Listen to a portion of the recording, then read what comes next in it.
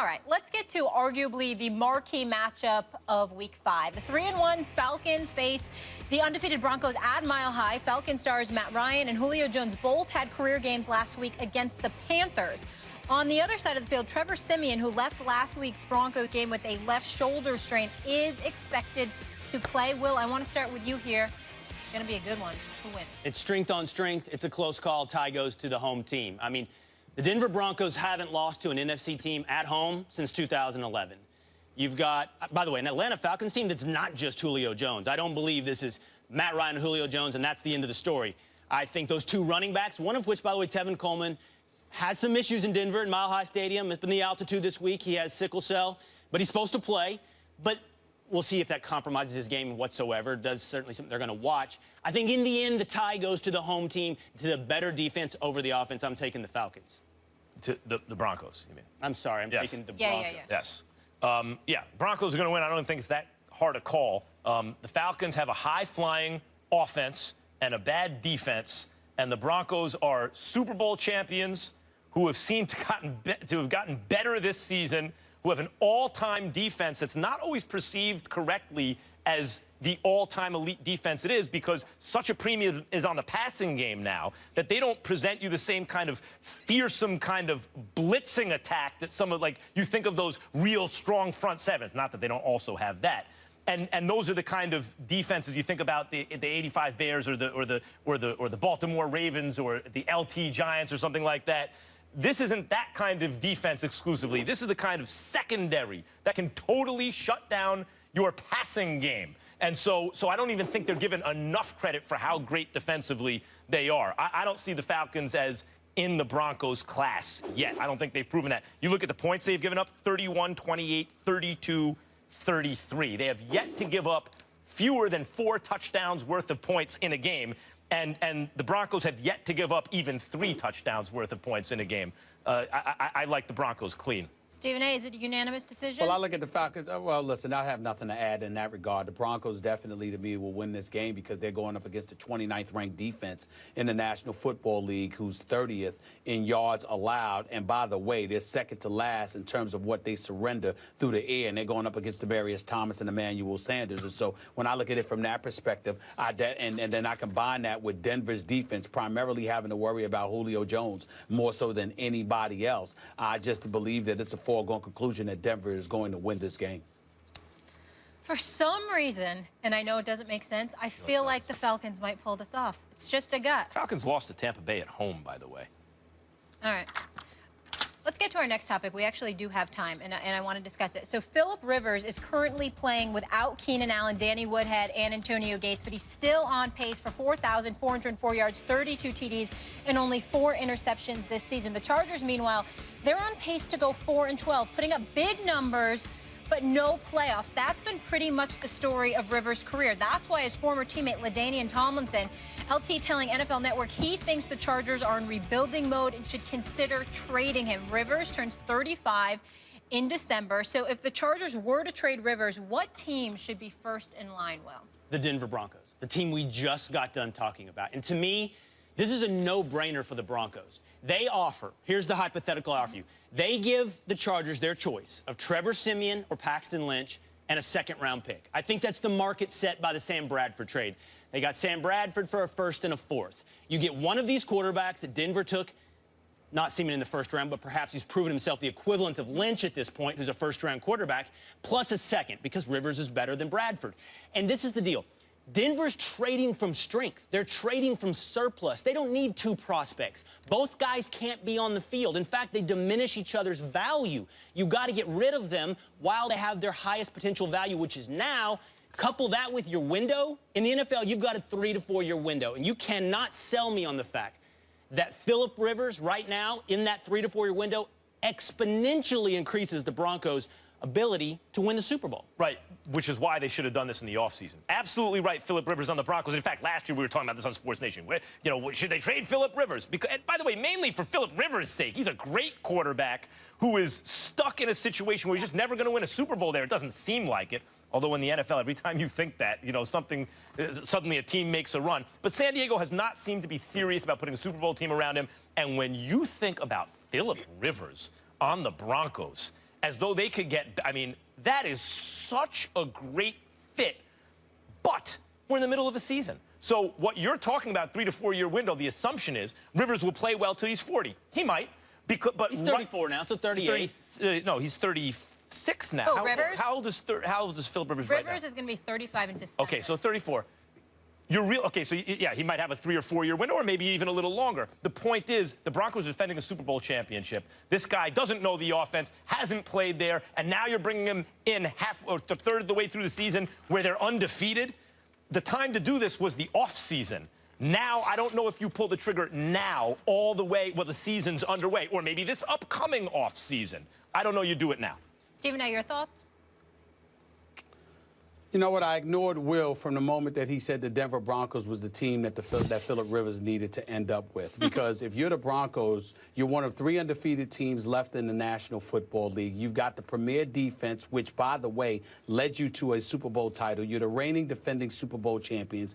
The parts around you in your new quarterback, meaning Emmanuel Sanders, Demaryius Thomas, C.J. Anderson, etc., along with at least a decent offensive line.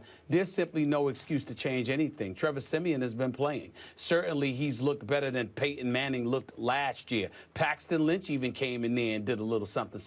And so when you look at it from that perspective, why even bother? At the end of the day, here's what it comes down to. You can say what you want, you can believe what you want, or whatever the case may be. If Philip Rivers was going to go anywhere, talk to me about the Buffalo Bills, or to a lesser degree, actually to more of a degree, because I like Tyrod Taylor. Talk to me about the New York Jets. Talk to me about Philip Rivers being in a New York Jets uniform. The Rams. Having Brandon Marshall to throw the football to. I mean, I look at, I'm thinking Philip Rivers to San Diego. You could talk about the Rams. That would be another option. But I definitely think the New York Jets, if you want to legitimately compete for a Super Bowl with their ability to get at the passer, if you've got a quarterback experienced enough to refrain from making mistakes and get receivers the ball and make the offense more prolific, it might not put as much pressure on the defense, and they could be formidable, and we can see where it goes from there. That's where I would think about it. Yeah, but the reason it happens, the reason it happens for the Broncos is because they're the ones to equip to answer both of your questions. I appreciate you ignored me, because then you missed all of the wonderful arguments I did to back up that I forwarded to back up my position. It's this, Max. Here's why you make the trade now, because the Chargers would be more willing to do it now, seeing that they're in rebuilding mode. In the offseason, they didn't have that reality. They didn't know that reality. Now they do. So the Chargers won't they know that reality in this upcoming perhaps off-season? Going forward. Right. But also on the Broncos side, the reason to do it now is because how is this a lose proposition for the Broncos? If Philip Rivers can't come in and learn the offense, well, you've still got Trevor Siemian or Paxton Lynch, whichever quarterback wasn't traded away. So you could continue, theoretically, this continuity with the upside of, a top 10 quarterback in the NFL, an all-time top 8 quarterback career-wise in the numbers.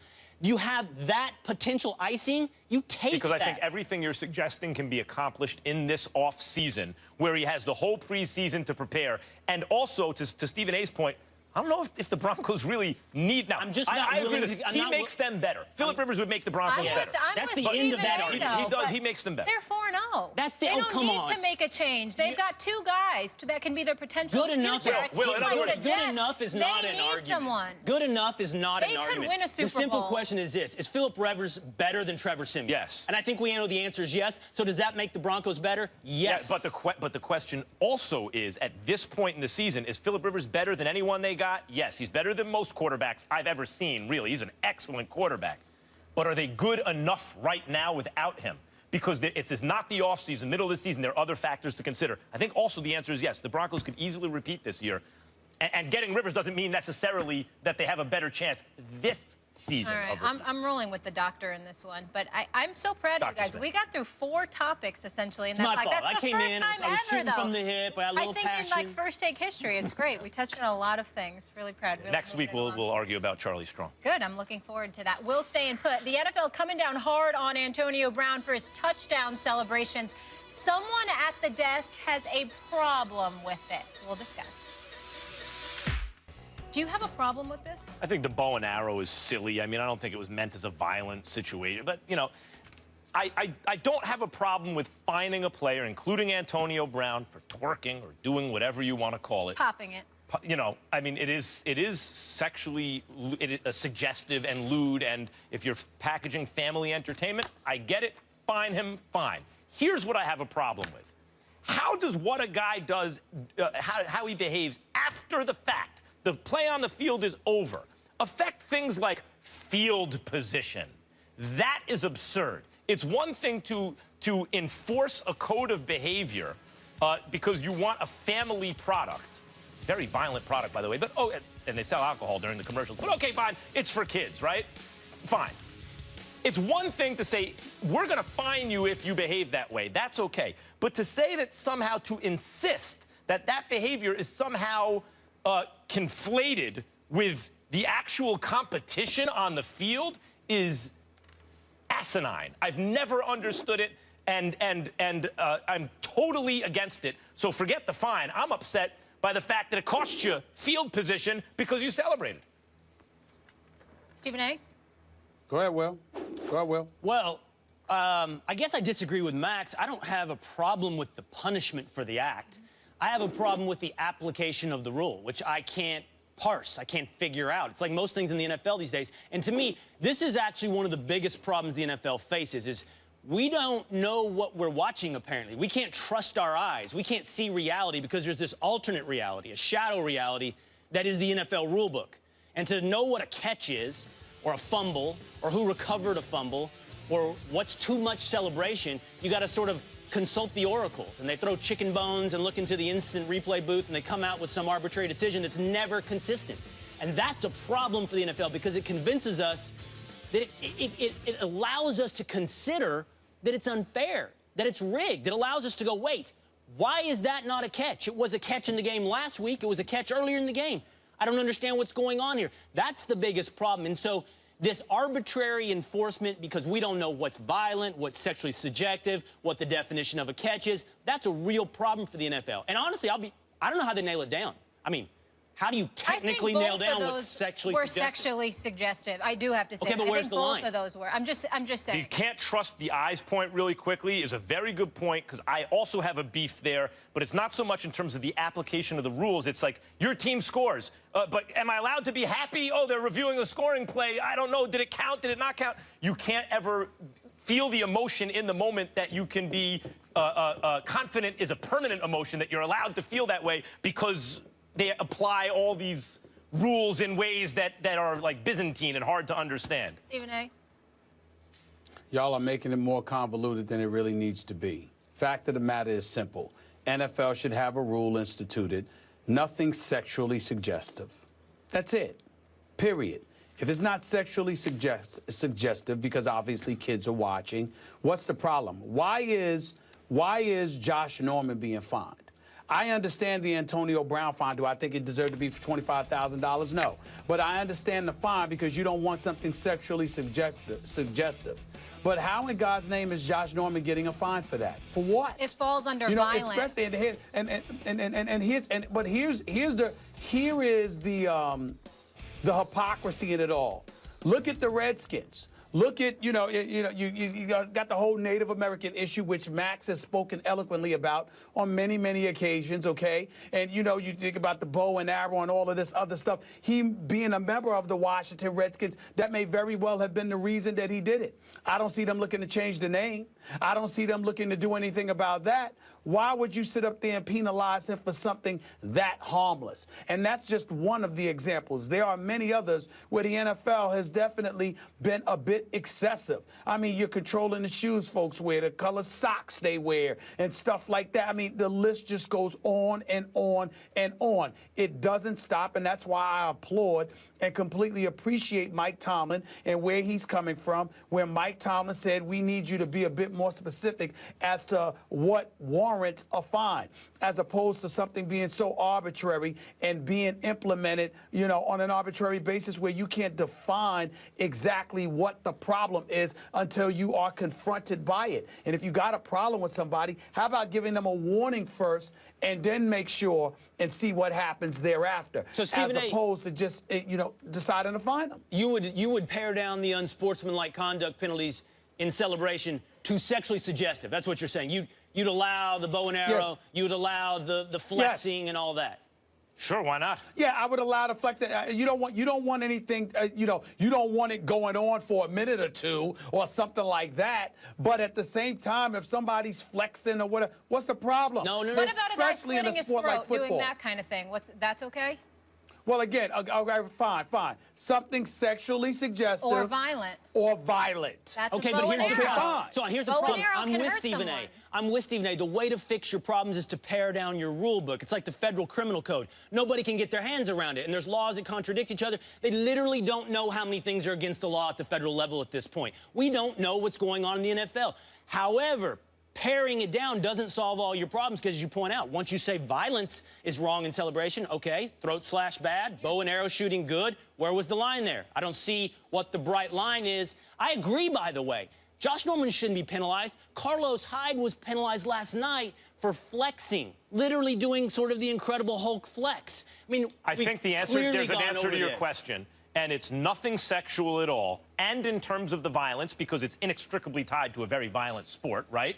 You got to do it on a case-by-case basis, and when they see something they don't like, they can say, okay, he did that. The next time someone does that, that's going to be a fine.